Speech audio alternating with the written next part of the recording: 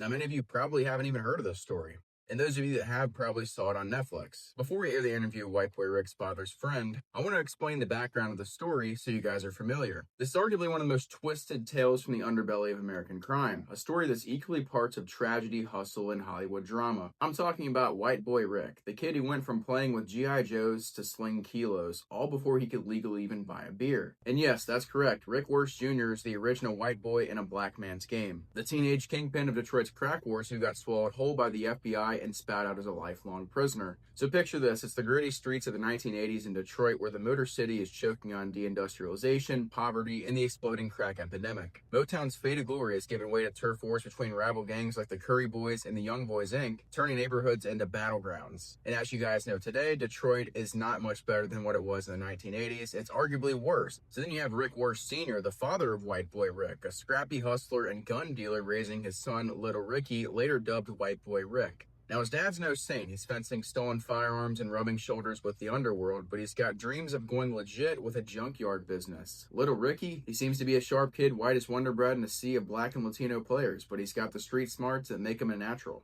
And just at the age of 14 years old, he already dipped his toes in running errands for the heavyweights, learning the ropes of the dope game from the shadows. But here's where it gets real for White Boy Rick. Whose attention to this draw? The FBI. They spot the anomaly of the pale-faced prodigy who can infiltrate crews without raising alarms. Something they definitely knew would be useful. They knew they could flip him. So just at the age of 14, this kid was flipping dope for big gangs, and he was used as an informant for the FBI, which is pretty crazy they can manipulate minors like that. But it gets crazier. Rick becomes the golden ticket, their undercover informant feeding intel on the biggest players in Detroit's drug empire.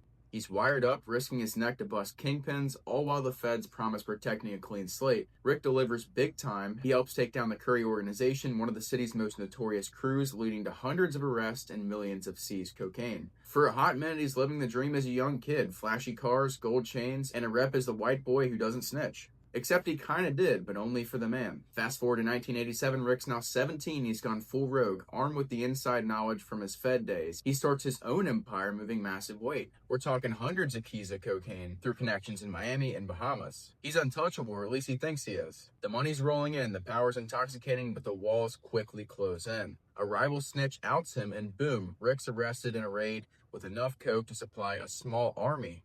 The feds, they ghost him. No protection, no deals. The city of Detroit, eager to make an example, slaps a life sentence without parole for possession with intent to distribute. Keep in mind, he was a minor and his only prior was that informant gig, but justice in the crack era was blind to nuance. White Boy Rick rots in prison for decades, becoming a symbol of the war on drugs hypocrisy. How the system chews up kids like him while the real puppet masters walk free. And you have organizations like the ATF that can fly planes down to South America and crash the plane and get busted with thousands of pounds of drugs, and not a single person gets arrested. That's just how it works. And that's the core of it, folks. A boy caught between worlds, betrayed by the very badges who recruited him, all while the streets and suits played him like a pawn. It's a story of lost innocence and the American dream gone nightmare.